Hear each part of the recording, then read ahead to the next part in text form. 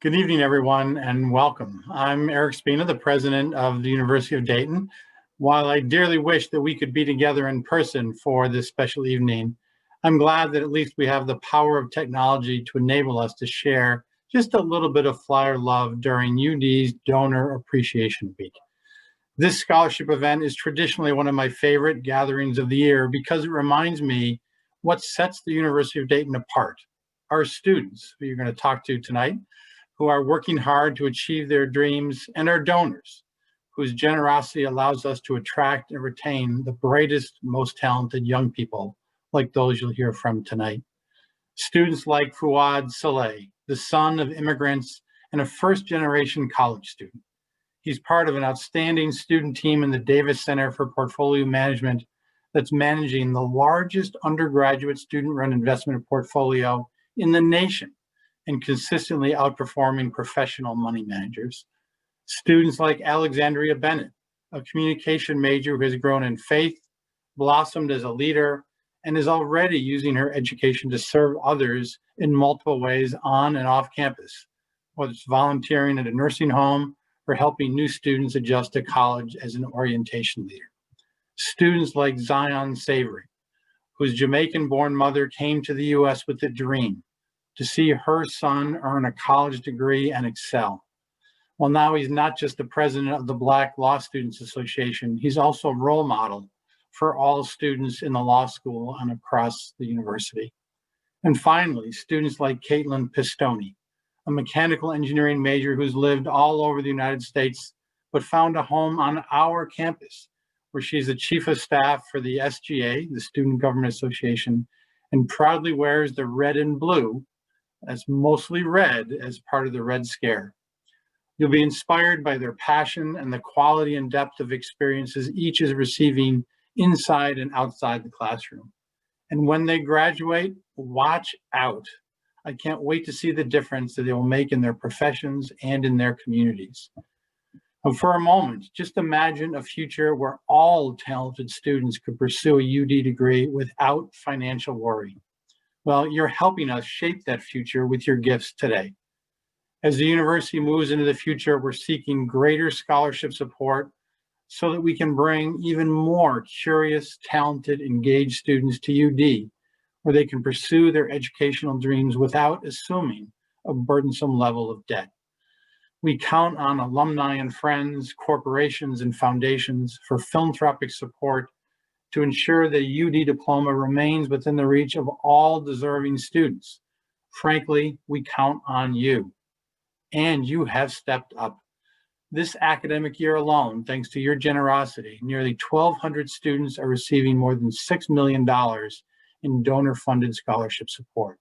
And just in this past year, we established more than 24 new scholarship funds, most of which will be fully endowed. In a time when the needs of our students expanded greatly because of the pandemic, you provided the support that they needed. You have my, and really the university's, heartfelt gratitude. Here are just a couple examples of how our supporters are paying it forward. When Jim Spinner, a 1975 engineering graduate, received a second chance at life after he went into cardiac arrest and was miraculously revived during the summer of 2019, he reassessed his life. That led, fortunate to us, to the establishment of the Spinner Family Endowed Scholarship, which provides second chances to students who need assistance to attend UD. The unrestricted funds allow us to help students who have the greatest need. Jim says, quote, UD promotes community, kindness, giving back, and treating people the way you want to be treated. I want to make sure that legacy continues, end quote. Creating a legacy is important to Frank Gerasi Jr. too. Frank is a two-time University of Dayton graduate who serves as a federal judge in Rochester, New York. He remembers feeling miserably homesick after his parents dropped him off at Stewart Hall. He had never visited the campus and knew no one. By the second day, as often happens at UD, he had fallen in love with the university, where he's maintained a lifelong connection, serving as a trustee and as president of the Alumni Association. 4 of his children have graduated from UD, including a son from the law school. In an essay, Frank described the student neighborhood as a magical place, a place where people care for each other, learn life's lessons together, and then move on to serve their communities. Lifelong friendships, he wrote, are created in these homes, and lifelong lessons are learned on these streets. I think our students, that resonates with them especially. Jim, Frank, and thousands of other supporters are ensuring students are learning lifelong lessons. They're ensuring that more students can benefit from a holistic education guided by our Catholic Marianist mission. They're ensuring that talented students from all zip codes, from every socioeconomic walk of life, can be welcomed into the UD family and really take advantage of the extraordinary education that we offer. I want to offer a special thanks tonight to donors who are supporting our Flyer Promise students, our UD Sinclair Academy students, and especially those families who've been hit especially hard financially by the pandemic. As we move forward as a university together, improving accessibility to UD through greater private support is our top priority.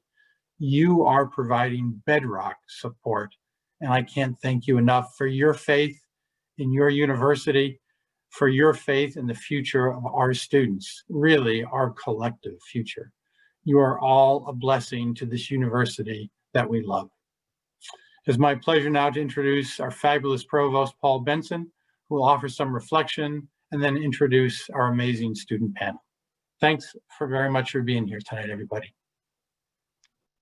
Thanks, Eric, and good evening, everyone. Thanks so much for joining us tonight to celebrate the impact of your life-changing gifts for UD students and for UD's broader mission. As you know, our fundamental purpose is to connect learning and scholarship with leadership and service in the Catholic and Marianist educational tradition. We cannot do that unless we're able to attract and support well-qualified students, a talented and diverse student body who are ready to engage with our transformational mission. Scholarships of every conceivable type, whether they're focused on financial need, on academic interest, or on other factors, are essential in shaping and sustaining the UD community. As donors, you make our educational mission possible. We're so grateful to you for your generosity and your commitment to the university you love, but especially your commitment to the futures of the bright students you support. And it's my pleasure tonight to introduce 4 of those bright students who benefit from generous scholarship support, who will be part of our panel.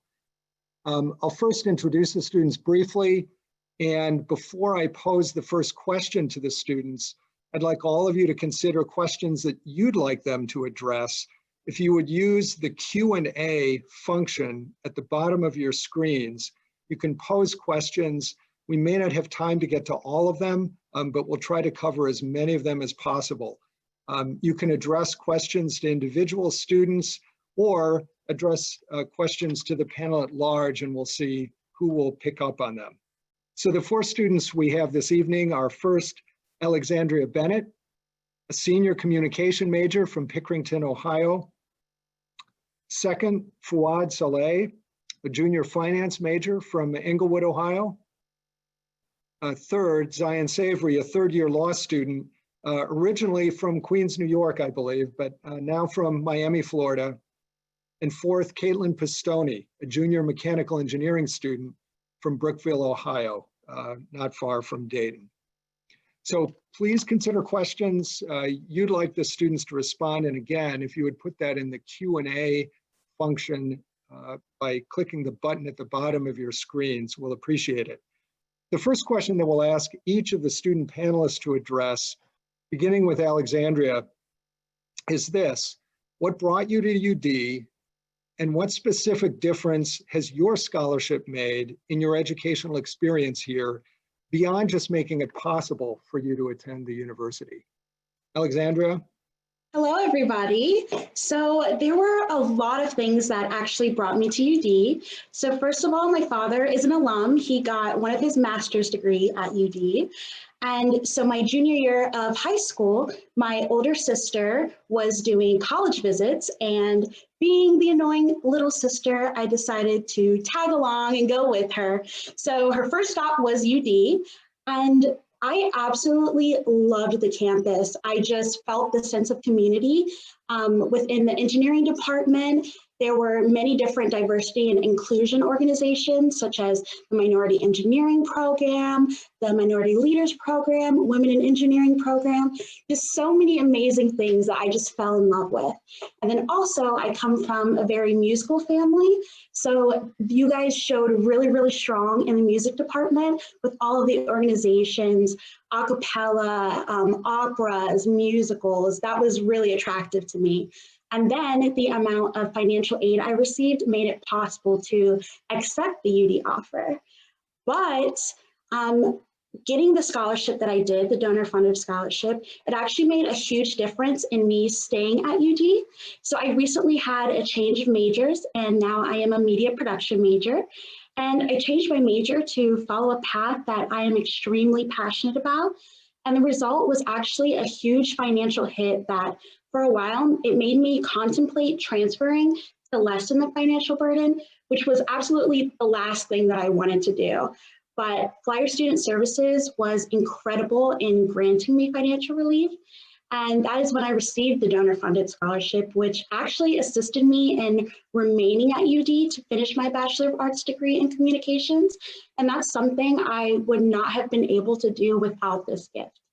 And finally, I was able to dive into my education and courses on screenwriting and broadcast and journalism, as well as more hands-on writing experience this year and hopefully more technology in the future. And I believe I have now found the path that is going to make me truly happy and the academic road that will motivate and allow me to perform to the best of my ability in the classroom. And that's all thanks to that donor-funded scholarship. So it's a little bit about me. Great, thanks, Alexandria. Fuad, would you like to go next? Yeah, definitely. Thank you for having me. It's truly an honor. So as President Spina mentioned earlier, I'm the son of two immigrant parents. My dad came over from Palestine when he was around 16. My mother came over from Jordan when she was around 15. Somehow they met each other in Dayton, Ohio.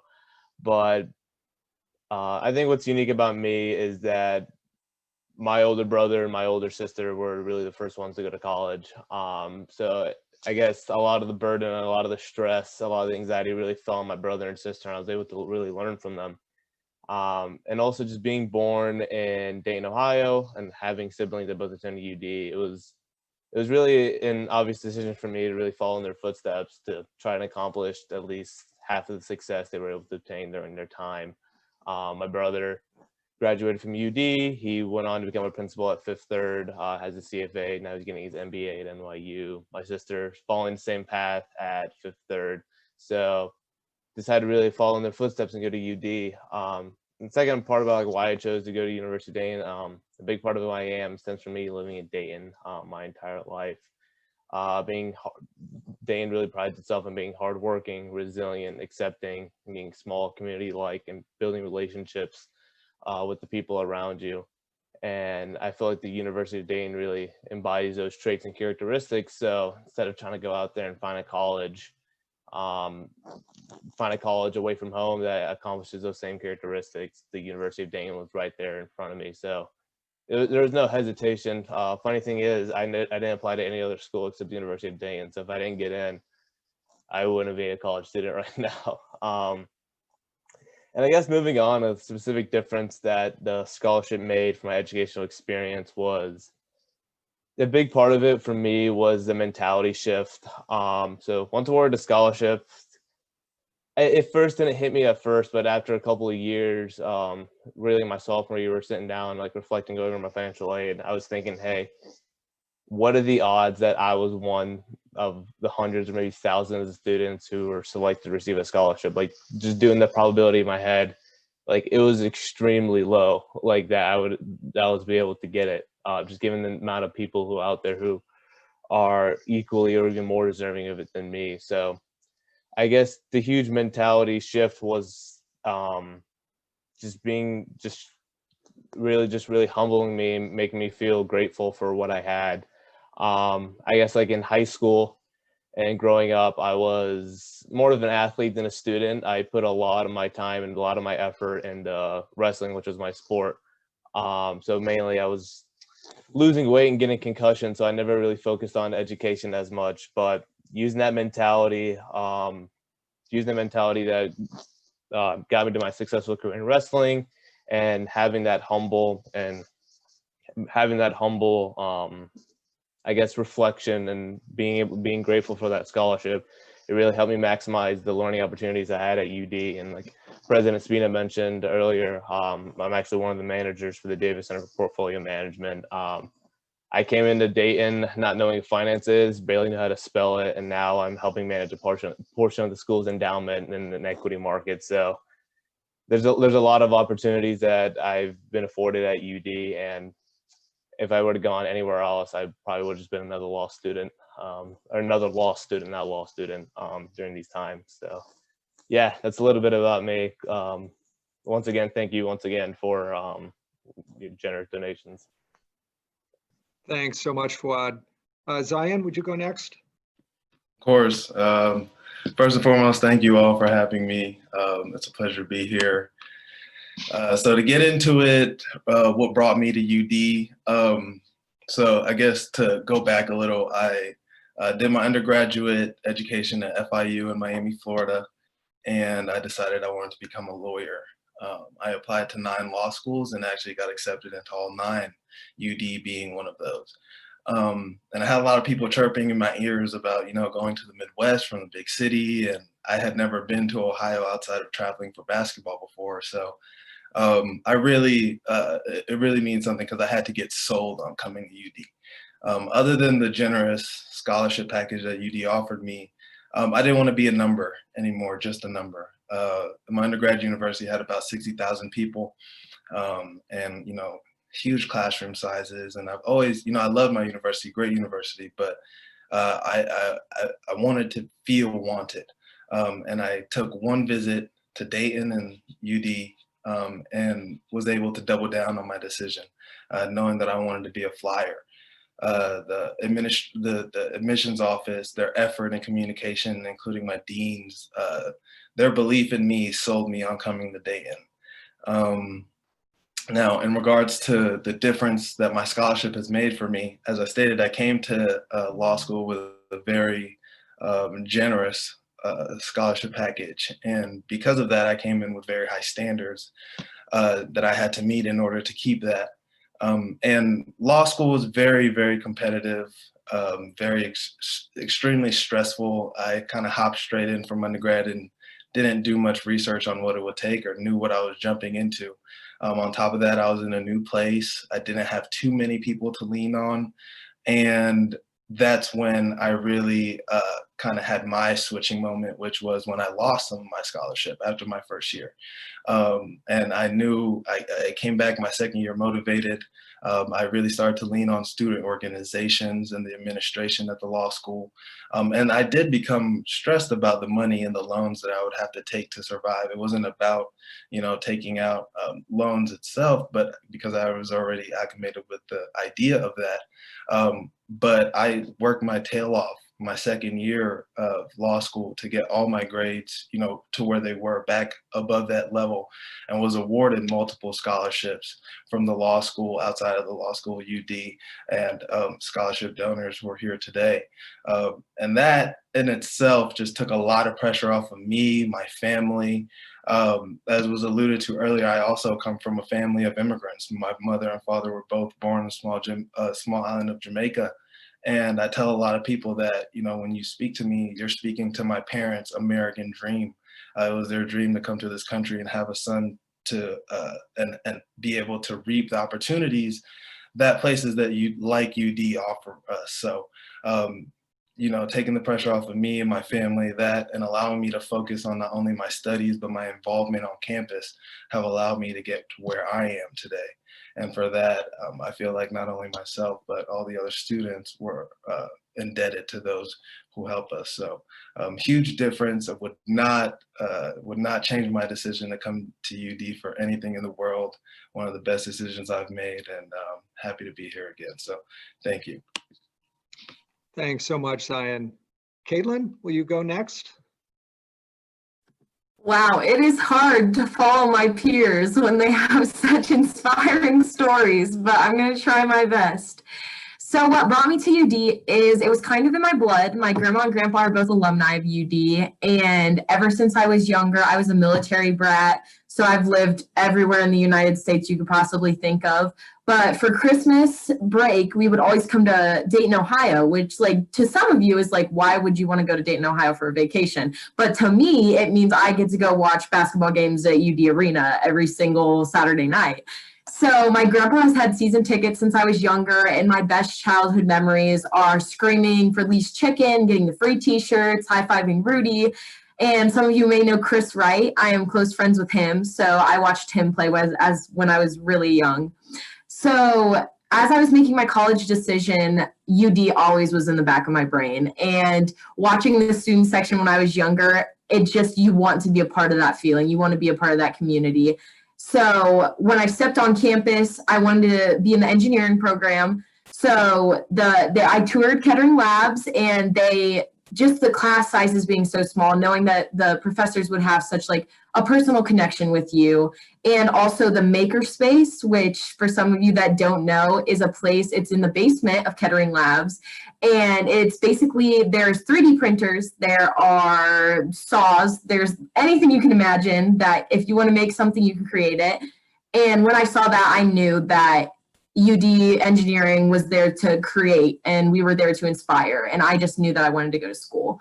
So after that, as a kid, you're thinking, oh, college, I go to college, I sign a paper, and then I'm there, and that's great. Well, then you realize how expensive college is when you're actually applying to them and having to take out loans. So it definitely has made an extreme impact on my educational experience at UD. Any major change, such as going to college from high school, especially for straight A students, you don't really know what studying is when you go into college, especially for engineering classes and classes that are business calc, like law school, I couldn't even imagine. So I'm not even going to talk about that. But so I was really struggling at first, and I was like, I was a straight A student. Why is this happening? And to imagine my freshman and sophomore year, if I would have had to have a part-time job without this scholarship to make up for the financial need that I had, I do not think I would be where I am today, because it relieved a lot of stress. I could go to office hours, which are so helpful, and professors are so ready to give you one-on-one time. I could go to study groups, and I've also gotten involved in the Red Scare Executive Board and Student Government Association. And I think that those like groups that students can be a part of because of this burden taken off of them is a good escape from that hard studying, the hard classes that they might have to experience throughout their day. And they can go to these clubs and just feel all their stress go away for a little bit. So I think given the ability to solely focus on my academics rather than worrying about my financials because of these scholarships has truly inspired me to go after everything I want to at UD. And I've also had an internship at UD Research Institute over the summer. So that was really exciting for me. And I would never have been able to get that opportunity had I not attended the University of Dayton. So I just want to thank you guys so much, because from the bottom of my heart, I would not be at my dream school today. And that little girl would not have been able to get Lee's Chicken in the front row of the student section rather than in the nosebleeds. So thank you so much. Thanks a lot, Caitlin, and thanks to all of you. Great opening comments. If that doesn't get folks excited and revved up, I don't know what will. One of the questions we've seen tonight is a pretty common one from donors, and that is, some people assume that receiving a scholarship means getting a full ride, all of your expenses covered. And as I think all of you know, most scholarships come in smaller bits. And so what this individual is asking is, what is the role of a smaller scholarship? How does that help a student achieve her or his success at UD? It's a question for any or all of you. Zion, go ahead. I can comment kind of personally about just this semester, and it can kind of give you a real life look at it, my experience at least. So this past year, I was awarded quite a few scholarships, and some that I guess we can categorize as smaller scholarship. And for example, I did my externship this semester, which is where I went and worked, but did it as a grade. And I was working at quite a reputable law firm, and it's about 25 minutes away from my house. And I was there 4 days a week this semester. So that was 4 days a week. I was burning gas, and I had to buy lunch, and I wanted I wanted to maintain my look, so I was dry cleaning my clothes, making sure my suits were pressed. And those were expenses that are not necessarily you don't really budget before your school year. Those aren't really your living expenses and your food and stuff like that. These are just real life expenses that come up, and they do add up. So I was able to budget basically a portion of a whole scholarship to allow me to still live comfortably and then do those things and get my dry cleaning done and be able to buy the gas to drive to the law firm and all those stuff. So, and I know other classmates who have done this for books, who have gotten smaller scholarships and said, okay, I'm going to allocate this for my books or supplies.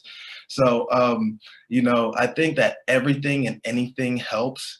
And I would never deter someone because if they may not think that they're giving what they may think is enough, because everything helps. And I know that this past semester that if you want to call it little, but that scholarship meant the world for me and allowed me to go and do what I had to do at work. So I just kind of give like a real perspective. Thanks, Zion. Would anyone else like to comment on that question? Go ahead, Alexandria. Yeah, I could comment as well. As Zion said, that sometimes these quote unquote smaller scholarships, they actually don't seem so small because they make such a big impact. And personally, I talked about earlier how I took a financial hit when I changed my major. That change of major wasn't me losing all of the scholarships I had coming to campus. It was me losing the engineering specific scholarships. So then getting the donor funded scholarship was what pushed me over the edge and what allowed me to stay at UD and what allowed that financial burden to go away. So sometimes those scholarships, the smaller ones, they're not so small because they make that huge impact. And I think that's what's so amazing about them. Thanks. So as all of you know, most scholarships come with various requirements you have to meet in order to continue to enjoy them. Zion referred to this earlier in his narrative. One of our donors has asked just to learn a little bit more about kind of how students look at that renewal requirement and what support do you get to help make sure that you're able to meet those expectations to the best of your ability. Caitlin? I have a great example of this one, actually. So my first year, as I said, when you're making that transition and you're going from a straight A student to maybe you didn't do too well on your first calc exam or you're getting a B and you think it's the end of the world. Well, I remember vividly in one of my classes, I had, I believe, a B minus and I was crying. And I went to my professor and I was like, you don't understand. I have a GPA requirement for these scholarships. Like, I really need to improve. And they're so understanding. They're like, we will do what we can. Like, you can, if you need to retake a quiz and you believe that you can do better on the next quiz, I will drop the last quiz that you didn't do too well on. And also just like for our student services and the financial aid department, they have been so helpful and they understand.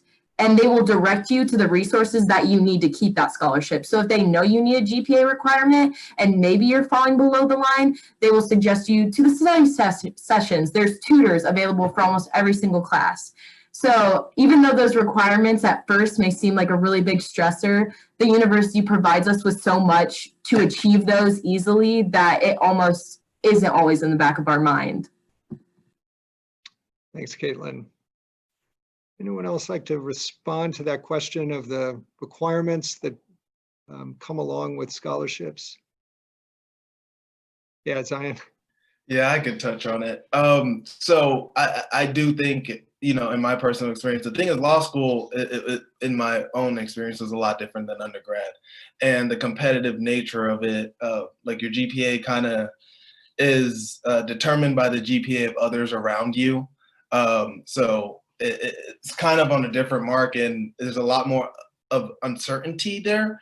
However, I think the most beautiful thing about it is, like, even in my case, you may lose some, but UD is the place where you have the opportunity to get it back, as long as you hold your place and you uphold your end of the bargain. Like I said, I did lose some money. However, I essentially got it all back. You know, I was able to reapply for the scholarships, and you know, my CSO and admissions office kept me in the loop. You know, to say, okay, you need to get here by the end of the year.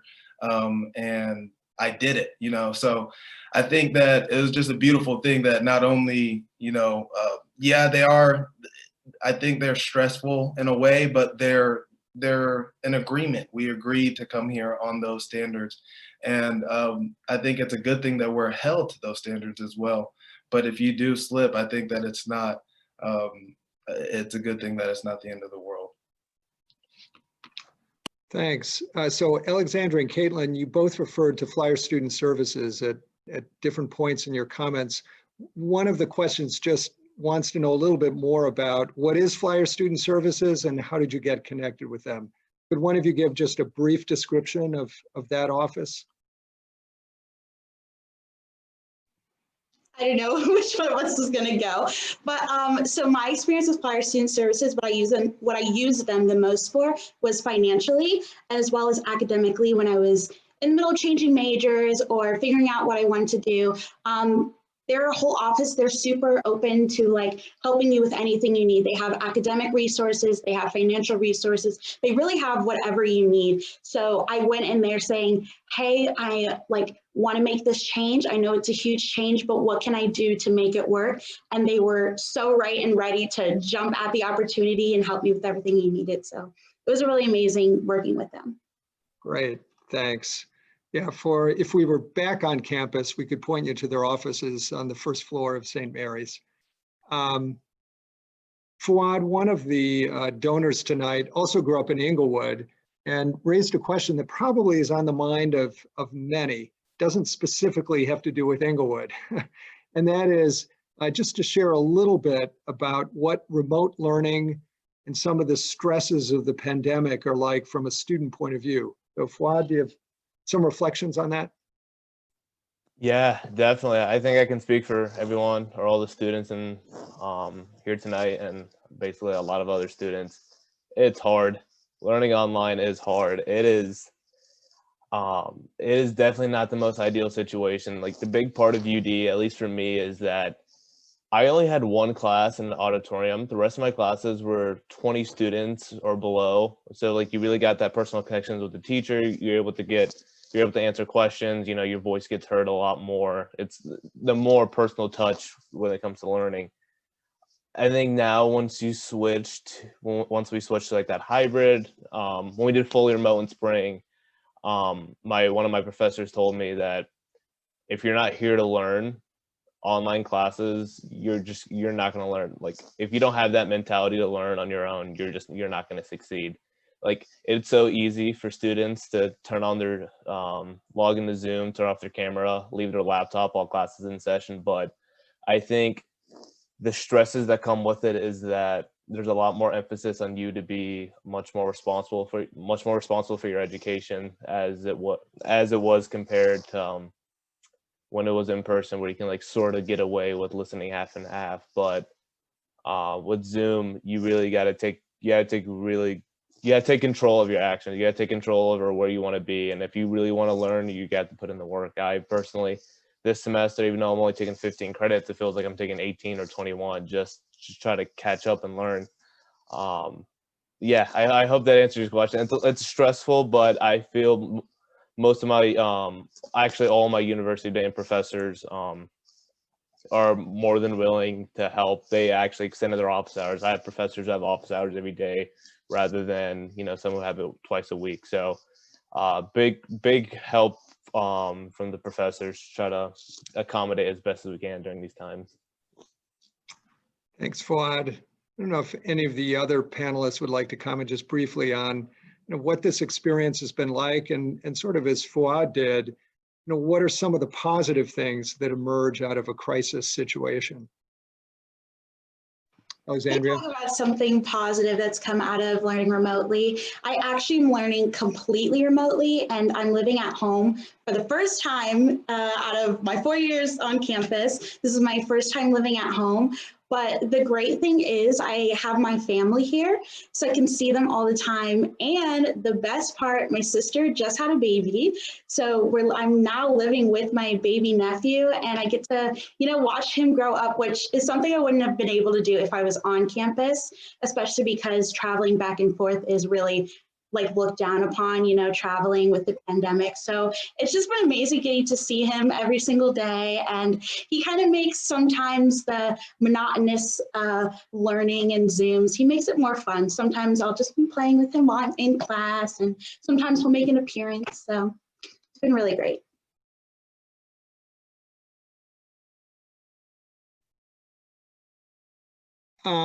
One of the donors has asked a question that might be of interest to our National Alumni Association and also to some of the advancement staff who are here tonight. He's asked, how do you think we can get more alumni involved in scholarship giving? I'm interested from the student's point of view, and especially as you think about your future alumni years, what are some of those things that you think would motivate alumni, in addition to evenings like tonight when they get to hear directly from students? Are there thoughts you might have about what would inspire someone, more alumni, to really contribute for scholarships for our students?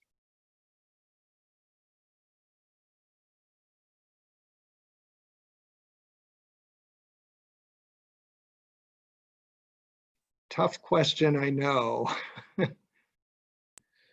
I don't want to kind of beat a dead horse, but I think just the connections with students, being able to hear their stories on, and I know that it's appreciation week this week, but if we can have, whether they be a newsletter or, where you have a donor of the month / student of the month, scholarship recipient of the month, and kind of a little bio for them or something, to kind of keep that in the loop and remind people that, that these things are important. I also think that, alum with their own businesses and who are, who have, alum who are involved in the business that they're involved in, I think it'll always be good to kind of maybe even strap recognition for them, because people always love recognition, and whether it be donor of the year, donor of the month, it's something as small as an article. People love sharing things. So I think just creating that connection between students, former, present, and future, so that their stories, and you never know whose story will resonate with who. So that's kind of just my 2 cents, my shot at it. Thanks, Zion. So one of the things that donors are often particularly interested in is the opportunities that you have as students for career exploration and development. Would a few of you like to say a little bit more about some of the career-related opportunities that UD has made possible for you? Yeah, I can go ahead and start. So I think some of the career opportunities that UD was able to help me with, really a lot of my success stems from my involvement in the business school. So really being able to reach out to alumni, Dayton alumni are probably the nicest people ever. Like, they will always answer your phone calls, like, no matter what, like, no matter what time of day, like, they're always accommodating. And so that huge alumni network that Dayton has, from the business school, I'm not sure how it is. I'm not sure about the other schools, but I know from the business school, and I know from the business school we have a ton of alumni, and that was actually the stepping stone to how I was able to get my sophomore and junior internship coming up. So that was a huge part of it. And I think another huge part of it is the UD Career Services. I know a lot of people may overlook that and say, like, hey, they can do it on their own, but UD Career Services are there for one reason, and that's to help you with your career.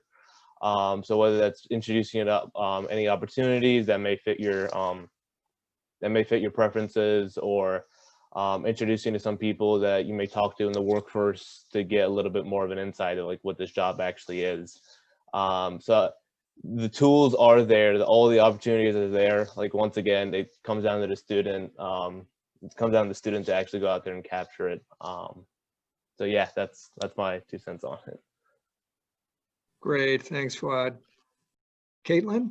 Yes, I will go next. So as I spoke about earlier, I got the opportunity, which a lot of people had their internships or co-ops canceled over the summer, and a bunch that I had applied to reached out and they had canceled as well. But University of Dayton Research Institute, they were readily available to give me an opportunity to intern for their power and energy division. And it was so helpful for me because yes, I learn engineering techniques in my classes, but applying those in a real life career situation is completely different. So I went in the first day and we were researching corrosion on airplanes for Wright-Patterson Air Force Base. And you see a 20-year-old college student coming in with a report, and all of my bosses are about 40-year-old men, and I'm giving a report to them. And it was just such amazing experience because I wasn't looked down upon. I was accepted. They wanted to hear what I had to say, and I got to research for the entire summer and learn so many new engineering techniques. And since I thought the makerspace was cool, if you have seen the University of Dayton Research Institute labs, those are next level. They were working on just Mars rover is something that they're related to working on that I got to see. So without University of Dayton and UDRI reaching out to me specifically about this opportunity, I wouldn't have gotten this career experience. Thanks, Caitlin. Great example. We have an interesting question that's come up, and I think it'd be interesting for each of you to respond briefly to this. Could you say something about what's been your favorite class at UD thus far and why? Alexandria, do you want to go first? Yes, of course I can go first. So I think I said earlier, I come from a musical family. My mom is a professional opera singer, and she's also a vocal professor at 2 different colleges. And then my sister, she plays cello, guitar, piano. My dad used to be a music teacher. We're just a huge musical family. So one of the classes that I have absolutely loved over all this time being at UD, it's called Opera Workshop. And so it's kind of a combination of the music department and the theater department and dance as well. So they put on a production every semester. So it's either an opera or musical, some type of variety show. One time we did a jazz show, which was really cool. So I found that to be, like Caitlin was talking about Red Scare and all that stuff being an escape from the academics. That was kind of my escape and how I let the steam off. And it was just a really, really amazing time. And I have found so much joy in that course, and I would recommend it to anybody. So that's one of my favorite courses. And some of you who are in this event in person 4 years ago might remember that Alexandria actually sang for us as a first-year student.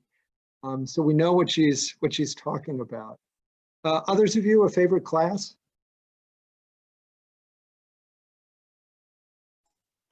Yeah, I can go. For me, this might come as a shocker, but my favorite class at UD was my philosophy class. The reason why for that is, like, when you're like a business student, like, you're like, as it sounds, like you're all about business. You're talking accounting, you're talking stocks, you're talking finance, stuff along the lines of that. But I think what philosophy really helped me that no other class has was changing the way you approach questions and changing the way you approach situations, rather than accepting like situations where they are. Like the thing I learned in philosophy, like in a semester, the thing I learned in a semester is like just irreplaceable. Like being able to like think about why something's happening like that, think about what are the implications of an event, something like that. So basically philosophy, what it did for me was just help me like introduce me to a new way of thinking that if I never took that class freshman year, I don't know where I'd be, to be honest. Like that's how much I really enjoyed my philosophy class. Some folks might know that I'm a philosophy professor. I did not pay Fuad for that answer, but I know whereof he speaks. I had the same experience when I was a college student. Caitlin? Yeah, so half of me wants to say my religion class, because as he spoke, the CAP courses really just, they change you as a person, and that's what they're supposed to do. They're supposed to make us well-rounded adults. But I think I'm going to have to go with my mechatronics course, which is a robotics course and a coding course, because I had no clue going into that. I mean, I played with Lego robots as a kid, but that's totally different than when you're actually wiring your own robot. And this was this spring semester. In the middle, I was supposed to have COVID hit, and I was in Florida when COVID hit. So therefore, I was building a robot in Florida because we were stuck there. And my professor was so ready to Zoom call with me and to email with me as much as possible, because I couldn't get my robot to do anything I wanted it to, and it just kept driving off the table. So my professor just really made that a fun time and something that's actually applicable in the engineering field. So I really enjoyed that class. Thanks, Caitlin. Zion? Yes. So I'm also, I guess I'd say I'm split between two. One would be a mock trial class that I took, a public service mock trial class. And that's just because I love performing, I love being the front of attention. So that class kind of just fit me. And then I thought it was funny.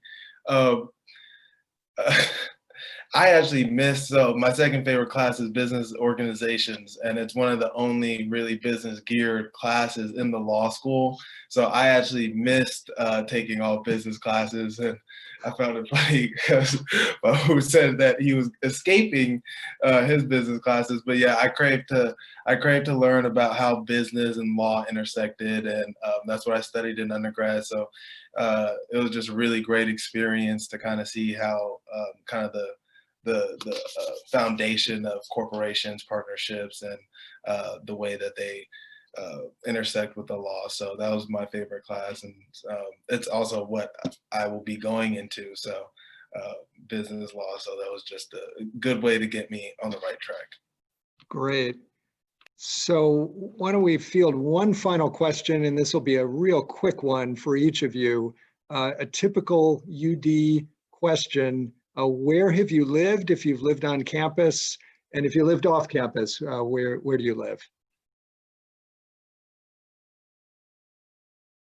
Yeah, I guess I can start. I'm actually one of the rare few who actually don't live on campus. I live in Inglewood. I'm a 20-minute drive, so I'm in my bedroom in my parents' house right now. So free food, free laundry, can't get any better than that. Thanks. Spoken like a finance major. So I lived in Stewart Hall freshman year, and I'm currently at my parents' house because, like I said, I'm not from far away, so free food, home-cooked meals sometimes when I come home. So I lived in an apartment in Gardens sophomore year, and I currently live on Irving right next to Ben & Jerry's and Brown Street, which is really dangerous for someone who has no self-control when it comes to food and restaurants. I lived in Stewart my freshman year, and then my sophomore year, I lived in VWK, which wasn't much of a change because I still had to trek up to Stewart. And then junior year, I lived on Low Street, and it was right across from the rec. And now I'm living at home for senior year. So And I didn't get to experience the neighborhood or any of the cool dorms. I came here my 1L year, so my first year of law school. I lived at a residence called Plumwood. It's right across the street from, I believe, the athletic dorms. And then I moved to downtown Dayton for my last 2 years once I got acclimated with the area and got furniture. So I've been in downtown Dayton, trying to get as close to the hustle and bustle as I could. And I've been enjoying it ever since. Great, thanks. And thanks to all of you. This has really been wonderful. We really appreciate your sharing your UD experience and some great stories that I know all of us will take forward from this event. We appreciate it a great deal. And obviously, we appreciate all of the participants in the webinar tonight, all of the donors who do so much to make the experience of students here and other students like these possible. So we'll conclude the evening with Alexandria, who's offered to give a blessing on our gathering. Alexandria? Of course, if you feel comfortable, you can bow your head and close your eyes with me. So as we close this event, Lord, we want to give honor to you. Thank you, God, for the time we had today to celebrate these donor-funded scholarships and the students who so gratefully received them. Thank you for the leadership, intelligence, and creativity that we see in these young adults. Thank you for caring professors and mentors who nurtured their minds and shaped their character. Thank you for friends and parents who supported and encouraged them. I truly believe that these young scholars will one day be able to give back to those who follow in their footsteps as the donors have done for them. May you bless each alum, student, donor, faculty member, and staff who took the time to gather here today, and let your hand of protection be on them throughout the rest of the week. Let the generosity and gratitude shown here tonight come to fruition, and let it all be for your glory. Amen. Thank you so much for an amazing night, and have a great night.